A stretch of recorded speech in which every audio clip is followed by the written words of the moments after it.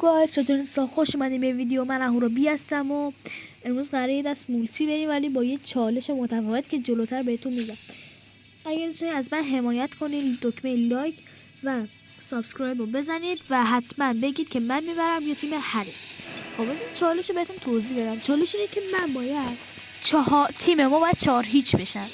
اگر بشیم 4-0 بشیم ما بردیم دیگه، لازم نیست 5 بریم. ولی اگر اونا حتی یک امتیاز گرفتن، حتی یک امتیازم باختیم. وات؟ چرا 1-0 آها، حتما نتم ضعیف شده. یس، تا بالا انقدر واسه ضعیف بودن اینترنت خوشحال نشده بودم، چون که الان کافی فقط 3 امتیاز دیگه بگیریم و اینجوری خیلی بیشتر هم به نفع من. او یه نفر اینجاست، وای میس دادم.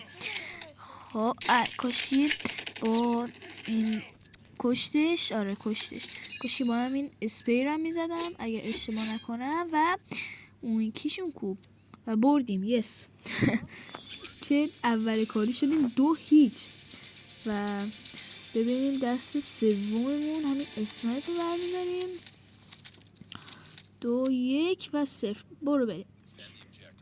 خب امیدوارم بتونیم حداقل چند نفر بکشیم. خب بچه من از اینایی دادم، اسکاتی دادم که یه مشکلی واسم پیش اومده بود، باید انجامش میدادم.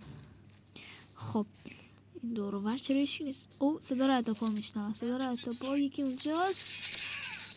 او زدم منو، وای کجان؟ یه نفر اینجاست، بزن. یس زدمش. این ویدیوی قبلی رو خیلی حمایت کرده بودیم زیاد.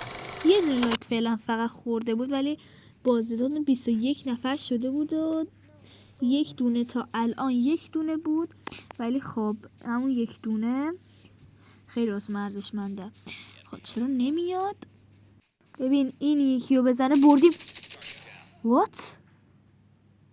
امتیازمون 4 شد، بردیم. تمام. لایک کن.